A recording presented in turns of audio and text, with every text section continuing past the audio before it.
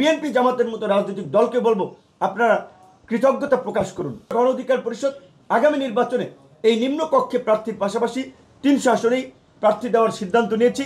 করে ভোট পাই 50 লাখ কিন্তু ভোট, আরো 100 আসনে যদি 20,000 করে ভোট পাই 20 লাখ ভোট, 70 লাখ ভোট, আরো 100 আসনে যদি 10,000 করে ভোট পাই 10 লাখ ভোট, 80 লাখ ভোট, তাহলে ইজিলি আমরা 80 লাখ থেকে একেবারে কম ধরলাম 80 লাখ থেকে 1 কোটি ভোট যদি আমরা পাই, জাতীয় সংসদের ভোট হচ্ছে 12 কোটি 76 লক্ষ, সেখানে যদি 80% ভোট কাস্টিং দেখি 10 কোটি সামথিং ভোট কাস্ট হবে, তাহলে 1 কোটি ভোট পেলে প্রায় আমাদের আপনার 12-13 জন সংসদ সদস্য প্রার্থী উচ্চ কক্ষে কিন্তু আমাদের প্রতিনিধিত্ব থাকতে পারবে।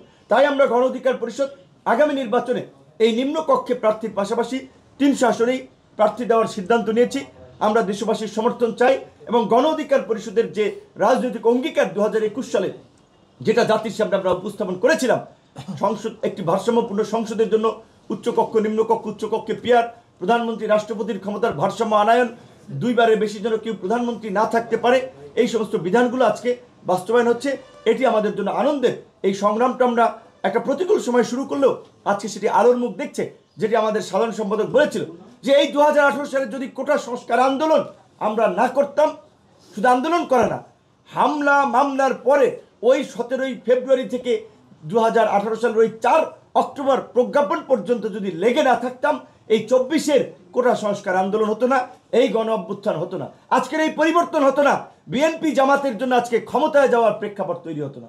কাজেই আমরা জনগণের সমর্থন চাই এবং বিএনপি জামাতের মতো রাজনৈতিক দলকে বলবো আপনারা কৃতজ্ঞতা প্রকাশ করুন, আপনারা এই তরুণদের সংগ্রামকে মূল্যায়ন করুন।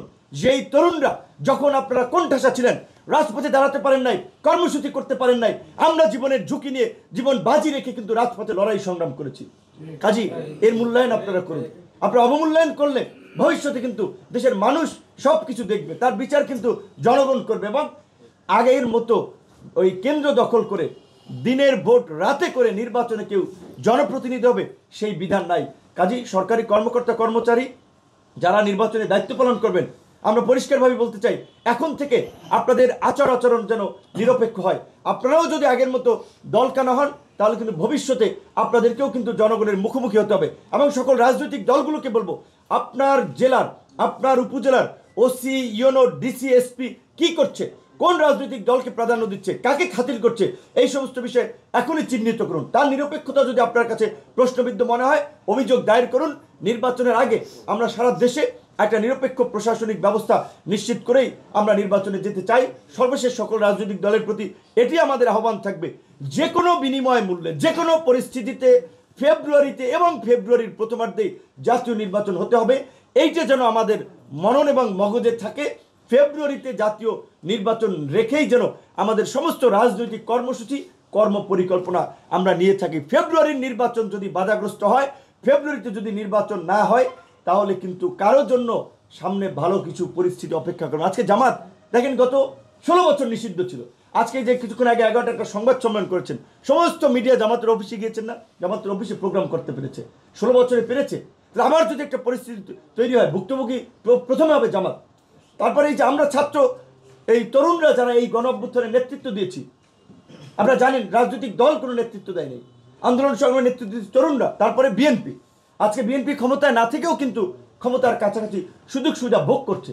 কাজে নির্বাচন যদি বাধাগ্রস্ত হয়, ভণ্ডুল হয়, তাহলে কিন্তু সবারই চোখের সামনে অন্ধকার নেমে আসবে। আশা করি এই শুভবুদ্ধির উদয় হবে, সবাই নির্বাচনের পথে হাঁটবে এবং রাজনৈতিক দলসমূহ নির্বাচনে একটা পরিবেশ তৈরি করতে যার যার নেতা কর্মীদের নির্দেশ দিবে, প্রশাসনকে সহায়তা করবে এবং সরকার নির্বাচনের দিকে হাঁটবে, সেই প্রত্যাশা রেখেই আমাদের বক্তব্য শেষ করছি। আল্লাহ হাফিজ।